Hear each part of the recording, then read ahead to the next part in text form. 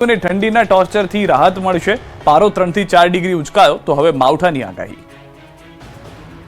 ગુજરાતમાં 2-3 દિવસની ઠંડીએ હાહાકાર મચાવ્યા બાદ હવે થોડી રાહત મળી છે। ગુજરાતીઓને ટાઢના ટોર્ચરથી રાહત મળી છે। મોટાભાગના જિલ્લાઓમાં તાપમાનનો પારો 3 થી 4 ડિગ્રી ઉંચકાતા લોકોને કાતિલ ઠંડીથી છુટકારો મળ્યો છે। પૂર્વ દક્ષિણ પૂર્વના પવન ફૂંકાતા શરૂ થતા ઠંડી ઘટી છે। હજુ આગામી 24 કલાકમાં 2 થી 3 ડિગ્રી તાપમાન વધી જશે। હવે રાત્રે અને વહેલી સવારે જ લોકોને ઠંડીનો અહેસાસ થઈ રહ્યો છે। દિવસે ઉનાળા જેવો તડકો પડવા લાગતા ગરમી લાગી રહી છે। બીજી તરફ શુક્રવારે રાજ્યમાં સૌથી ઓછું તાપમાન નલિયામાં 9.2 ડિગ્રી નોંધાયું, જ્યારે અમરેલીમાં 9.6 ડિગ્રી બીજા નંબરનું ઠંડુ શહેર રહ્યું। અમરેલીના તાપમાનમાં 24 કલાકમાં 3.6 ડિગ્રીનો વધારો આવ્યો છે। આ તરફ રાજ્યમાં હવે 5 દિવસ માવઠું મુશ્કેલી વધારી શકે છે। હવામાન નિષ્ણાંત અંબાલાલ પટેલે 22 થી 26 જાન્યુઆરી સુધી ગુજરાતમાં કમોસમી વરસાદની આગાહી કરી છે। ઉત્તર ગુજરાત કચ્છમાં વરસાદની સંભાવના છે। ભારે પવન સાથે કરા પડી શકે છે। આ દિવસો દરમિયાન સમગ્ર ગુજરાતમાં વાદળછાયું વાતાવરણ જોવા મળશે। બનાસકાંઠાના ધાનેરામાં કુકર બન્યું બોમ્બ। મહિલાઓ રસોઈ બનાવતી હતી ત્યારે જ ફાટ્યું। બનાસકાંઠાના ધાનેરામાં આવેલા ખીચડી ઘરમાં પ્રેશર કુકર બોમ્બ બની ગયું। કુકર ફાટતા દોડધામ મચી ગઈ। વૃદ્ધો અને નિરાધારો માટે ભોજન પૂરું પાડતા ખીચડી ઘરના રસોડામાં અચાનક પ્રચંડ કુકર બ્લાસ્ટ થયો।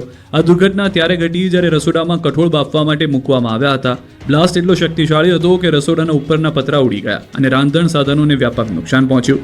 આ સમગ્ર ઘટનાના સીસીટીવી ફૂટેજ પણ સામે આવ્યા છે, જેમાં ધડાકાની તીવ્રતા જોઈ શકાય છે। દ્રશ્યમાં જોઈ શકાય છે કે રસોઈ ઘરમાં 2 મહિલાઓ રસોઈ બનાવી રહી હતી। એક ગેસ પર કુકરમાં કઠોળ બાફવા મૂક્યા છે ત્યારે જ પ્રેશર વધતા કુકર ફાટ્યું, જેથી ધુમાડાના ગોટે ગોટા નીકળ્યા। મહિલાઓ ડરી ગઈ। બ્લાસ્ટનો ભયાનક અવાજ સાંભળતા જ આજુબાજુના લોકો પણ દોડી આવ્યા। જોકે પ્રભુની કૃપાથી કોઈ જાનહાની થઈ નથી અને તમામ લોકોનો આબાદ બચાવ થયો છે। વડોદરામાં ઇસ્ત્રી ટાઈટ કપડામાં ચોરોએ ઉદ્યોગપતિના ઘરમાં કર્યો હાથ સાફ। સામાન્ય રીતે ચોર ચડ્ડી બનિયાન પહેરી કે પછી લગર વગર કપડામાં ચોરી કરવા નીકળે, પરંતુ વડોદરામાં ચોર ઇસ્ત્રી ટાઈટ ફોર્મલ કપડામાં જાણે કોઈ કંપનીમાં કામ કરતો હોય તે રીતે ત્રાટક્યા। વડોદરા શહેરના ન્યૂ સમા રોડની નંદનવન સોસાયટીમાં ઉત્તરાયણના દિવસે 18 લાખની ચોરી કરી ફરાર થઈ ગયા। ઉદ્યોગપતિના ઘરમાં ચોરી કરવા આવેલા તસ્કરો પર કોઈને શંકા ન જાય એટલે ઇન્શર્ટ કરી એક્ઝિક્યુટિવ ડ્રેસમાં ચોરી કરવા આવ્યા। ઉદ્યોગપતિ નરેશ પટેલ પરિવાર સાથે ઉદયપુર ફરવા ગયા ત્યારે પાછળથી ચોરો ઘરમાં ઘૂસી 18 લાખની ચોરી કરી। વહેલી સવારી તસ્કરીની સમગ્ર હિલચાલ સીસીટીવી કેમેરામાં કેદ થઈ ગઈ। દ્રશ્યમાં જોઈ શકાય છે કે એક વ્યક્તિ 2:11 ઘરની બહાર આવે છે અને કમ્પાઉન્ડમાં વોલ કૂદીને ઘરની બહાર લાઇટ બંધ કરીને નીકળી જાય છે અને પછી થોડી વારમાં ફરી તસ્કરો ઘરમાં ઘૂસે છે। એક તસ્કર ઘરની બહાર લાગેલી લાઇટ બંધ કરતો પણ દેખાય। એક વ્યક્તિ ઘરની બહાર ઊભી રહીને વોચ રાખતો પણ દેખાયો। બહાર અવાજ થતા કમ્પાઉન્ડમાં બેસી ગયા હતા, બાદમાં દિવાલ કૂદી ભાગી ગયા હતા। આસપાસના લોકોએ પણ આ તસ્કરોને જોયા હતા। જોકે લોકોને કહેવા પ્રમાણે 3 તસ્કર હતા, જેમાંથી 2 તસ્કર ઘરમાં ઘૂસ્યા અને 1 તસ્કર ઘરની બહાર વોચમાં હતો। આ અંગેની ઉદ્યોગપતિને તેના મિત્રએ જાણ કરતા તુરંત પોલીસ ફરિયાદ કરી હતી। ચોરોએ ઘરમાંથી 4 લાખ રોકડા, 4 કાંડા ઘડિયાળ અને 14 લાખના દાગીના ચોર્યા હતા। અરવલ્લીમાં ટ્રકમાં ગુપ્તખાનું બનાવી દારૂની હેરાફેરી કરતો ચાલક ઝડપાયો। અરવલ્લીમાં ફરી એકવાર દારૂની હેરાફેરી કરતો ટ્રક ચાલક પકડાયો છે। આ વખતે ટ્રક ચાલકે એવી જગ્યાએ દારૂ છુપાવ્યો હતો કે પોલીસને શોધતા પરસેવો છૂટી ગયો। શામળાજી પોલીસે અલસોલ ચેકપોસ્ટ પાસેથી શંકાસ્પદ ટ્રકને પકડી પાડ્યો। પહેલા તો તપાસતા દારૂનો જથ્થો મળ્યો ન હતો, બાદમાં આખરી પૂછપરછ બાદ ટ્રકમાં ગુપ્તખાનામાં દારૂ છુપાવ્યો હોવાની જાણકારી મળી, જેથી પોલીસે કટરથી ટ્રકમાં બનાવેલું ગુપ્તખાનું કાપ્યું। ગુપ્તખાનામાંથી વિદેશી દારૂની 93 પેટીઓ, 4176 નંગ બોટલ જપ્ત કરી। દારૂ, ટ્રક અને મોબાઈલ સહિત 22.67 લાખનો મુદ્દામાલ જપ્ત કર્યો। પોલીસે ટ્રક ચાલકની ધરપકડ કરી છે। દાહોદમાં જમનાદાસ કંપનીના કર્મચારીઓનો વિરોધ।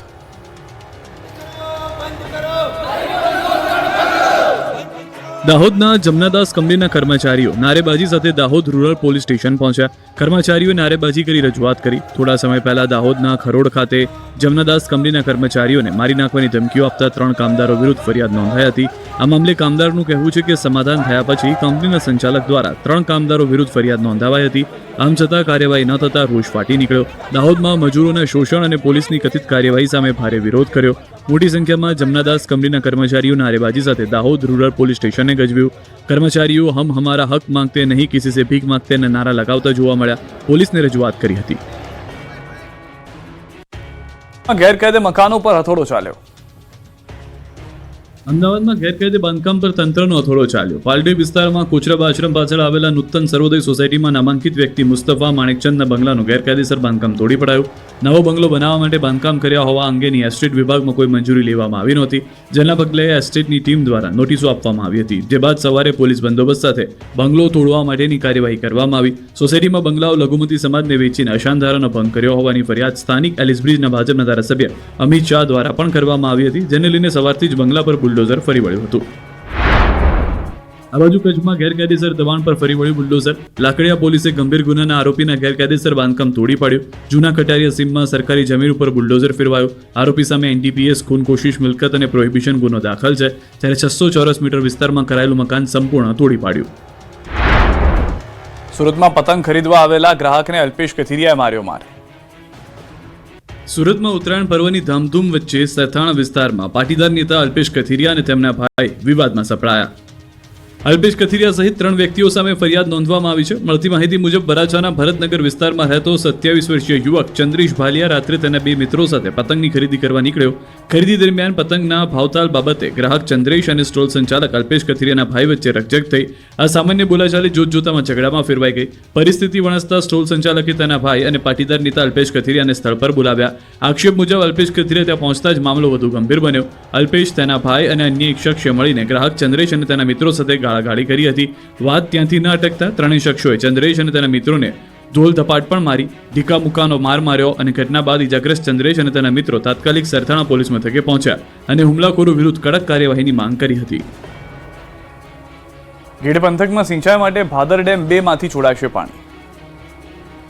ગીર પંથકના ખેડૂતો માટે ખુશીના સમાચાર આવ્યા છે. આ વિસ્તારના ખેડૂતોએ હવે શિયાળુ પાક માટે પાણીની ચિંતા કરવાની જરૂર નથી, કેમ કે આવતીકાલે એટલે કે 17 જાન્યુઆરીના રોજ આ પંથકમાં સિંચાઈ માટે ભાદર 2 ડેમમાંથી પાણી છોડવામાં આવશે.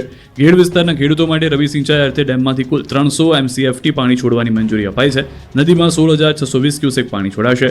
સવારે 9 કલાકે ભાદર 2 ડેમના 3 દરવાજા 4 ફૂટ ખોલીને નદીમાં પાણી છોડાશે, જેને લઈને નીચાણવાળા ગામના લોકોને નદીના પટમાં ન જવા સૂચના આપી છે. ધોરાજી, ઉપલેટા અને કુતિયાણા તાલુકાના નીચાણવાસવાળા વિસ્તારમાં ગામના લોકોને નદીના પટમાં અવરજવર ન કરવા સૂચના આપી છે. કુતિયાણા રાણાવાવના ધારાસભ્ય કાંદલભાઈ જાડેજાની રજૂઆત બાદ સરકાર દ્વારા પાણી છોડવાની મંજૂરી અપાઈ.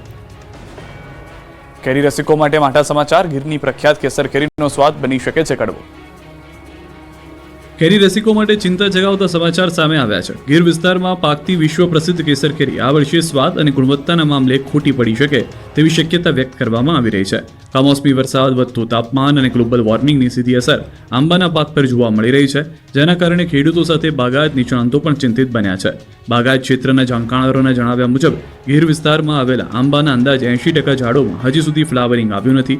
સામાન્ય રીતે નવેમ્બર અને ડિસેમ્બર મહિનામાં આંબાના ઝાડ પર ફૂલ આવે છે, જે કેસર કેરીના પાક માટે મહત્વપૂર્ણ તબક્કો માનવામાં આવે છે. પરંતુ આ વર્ષે વાતાવરણમાં અચાનક થયેલા ફેરફારો, કમોસમી વરસાદ અને તાપમાનમાં વધારાના કારણે ફ્લાવરિંગ પ્રક્રિયા બગડી હોવાનું નિષ્ણાંતો માની રહ્યા છે. બીજી તરફ કેસર કેરી પકાવતા ખેડૂતોનું કહેવું છે કે પાછલા કેટલાક વર્ષોથી હવામાનની અનિશ્ચિતતા વધતી ગઈ છે, જેનાથી આવનાર સમયમાં ઉત્પાદન ઘટવાની ભીતિ સતાવી રહી છે. આવી પરિસ્થિતિમાં કેરીમાં ખાંડનું પ્રમાણ ઘટી શકે છે, જેના કારણે કેસર કેરીનો સ્વાદ કડવો કે ફિક્કો બની શકે છે. આ સાથે જ કેરીની બજાર કિંમત અને માંગ પર પણ અસર પડવાની સંભાવના વ્યક્ત કરવામાં આવી રહી છે. અમરેલીના ચલાલા પાલિકાના પ્રમુખ પદે ભૂમિબેન વાળાની સર્વાનુમતે વરણી. અમરેલીની ચલાલા પાલિકાના પ્રમુખ પદે ભૂમિબેન જયરાજભાઈ વાળાની સર્વાનુમતે વરણી કરાઈ. નગરપાલિકાના 24 સભ્યોમાંથી 18 સભ્યો હાજર રહ્યા તો 6 ગેરહાજર રહ્યા. પ્રમુખ તરીકે ભૂમિબેન જયરાજભાઈ વાળાએ ફોર્મ ભરતા સર્વાનુમતે વરણી કરાઈ.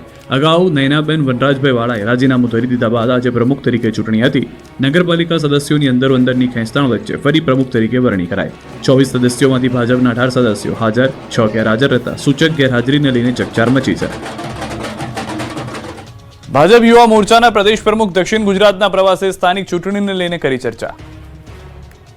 ભાજપ યુવા મોરચાના નવનિયુક્ત પ્રદેશ પ્રમુખ ડોક્ટર હેમાંગ જોશી અને પ્રદેશ યુવા મહામંત્રી ઈશાંત સોની હાલ દક્ષિણ ગુજરાતના પ્રવાસે છે, જેને લઈને સુરત જિલ્લા ભાજપના મધ્યસ્થ કાર્યાલય ખાતે તેમનું ભવ્ય સ્વાગત કરવામાં આવ્યું. આ અભિવાદન સમારોહમાં સુરત જિલ્લા ભાજપ પ્રમુખ ભરત રાઠોડ, જિલ્લા મહામંત્રીઓ અને જિલ્લા યુવા પ્રમુખ સહિતના આગેવાનો ઉપસ્થિત રહ્યા. આ પ્રસંગે પ્રદેશ પ્રમુખે ઉપસ્થિત યુવા કાર્યકર્તાઓને આગામી ચૂંટણીમાં પૂરી નિષ્ઠા અને જોશ સાથે પક્ષના પ્રચાર પ્રસારમાં લાગી જવા માટે પ્રેરિત કર્યા. સ્થાનિક સ્વરાજની ચૂંટણીને લઈને રણનીતિ ઘડાઈ, કાર્યકર્તાઓને સક્રિય થવા હાંકલ કરી હતી. નાઈ સમાજે કુરિવાજોને દૂર કરવા અને વ્યસન મુક્ત બનવા નિર્ધાર કર્યો. ઠાકોર સમાજની માફક નાઈ સમાજે પણ કુરિવાજોને દૂર કરવા અને વ્યસન મુક્ત બનવા નિર્ધાર કર્યો છે. વાવથરા જિલ્લામાં નાઈ સમાજના શૈક્ષણિક સંકુલના લોકાર્પણનો કાર્યક્રમ યોજાયો. સ્વામી અચલાનંદજી મહારાજના અધ્યક્ષસ્થાને કાર્યક્રમ યોજાયો. કાર્યક્રમમાં 240 ગામના લોકો ભેગા થયા. કાર્યક્રમમાં સમાજના ધર્મગુરુઓએ વ્યસન મુક્ત બનવા યુવાનોને અપીલ કરી. તો સાથે સાથે આગામી સમયમાં નાઈ સમાજનું સામાજિક બંધારણ રચાશે. કુરિવાજો દૂર કરવા મુદ્દે ચર્ચાઓ થઈ. બંધારણ બનાવવા માટે અલગ અલગ કમિટીઓની પણ રચના કરવામાં આવી અને ટૂંક જ સમયમાં નાઈ સમાજનું પણ નવું બંધારણ બનાવવામાં આવશે. આ કાર્યક્રમમાં પ્રદેશ કોંગ્રેસ પ્રમુખ અમિત ચાવડા, સાંસદ જ્ઞાનીબેન ઠાકોર, પૂર્વ સાંસદ પરબતભાઈ પટેલ સહિતના ભાજપ કોંગ્રેસના આગેવાનો હાજર રહ્યા હતા. પોરબંદરની સ્વામિનારાયણ કોલેજની ઘોર બેદરકારીથી MBAના 42 વિદ્યાર્થીઓ પરીક્ષા ન આપી શક્યા. પોરબંદર શહેરની પ્રતિષ્ઠિત ગણાતી શૈક્ષણિક સંસ્થા JN Ruparel Swaminarayan institute of મેનેજમેન્ટના વહીવટીતંત્રની એક મોટી ભૂલે 42 વિદ્યાર્થીના કરિયર પર સવાલો ઊભા કરી દીધા છે. કોલેજના ઇન્ચાર્જ પ્રિન્સિપલની વ્યક્તિગત ક્ષતિને કારણે MBA સેમેસ્ટર 1ના 42 વિદ્યાર્થીને GTUની પરીક્ષાની હોલ ટિકિટ ન મળતા વિદ્યાર્થીઓને પરીક્ષા આપ્યા વગર રડતા મોઢે ઘરે પરત ફરવાનો વારો આવ્યો. નિયમ મુજબ પરીક્ષા પૂર્વે વિદ્યાર્થીઓને હોલ ટિકિટ મળી જવી જોઈએ, પરંતુ સ્વામિનારાયણ કોલેજના 42 વિદ્યાર્થીની હોલ ટિકિટ જનરેટ જ ન થઈ. જ્યારે વિદ્યાર્થીઓ પરીક્ષા આપવા ઉત્સાહિત હતા ત્યારે હોલ ટિકિટના અભાવે તેમને પરીક્ષા કેન્દ્રમાં પ્રવેશ મળ્યો ન હતો. આ મામલે જ્યારે વાલીઓ અને વિદ્યાર્થીઓએ કોલેજ કેમ્પસમાં હોબાળો કર્યો ત્યારે ઇન્ચાર્જ પ્રિન્સિપલ સુમિત આચાર્ય પોતાની ભૂલ જાહેરમાં સ્વીકારી હતી. વિદ્યાર્થીઓનો આક્ષેપ છે કે છેલ્લા 1 મહિનાથી હોલ ટિકિટ માટે કોલેજમાં ધક્કા ખાઈ રહ્યા હતા. દર વખતે કોલેજ તંત્ર દ્વારા થઈ જશે તેવા ખોટા આશ્વાસનો આપવામાં આવતા હતા. હાલ તો પ્રિન્સિપલની માફી છતાં વિદ્યાર્થીઓનું ભવિષ્ય અંધકારમય દેખાઈ રહ્યું છે.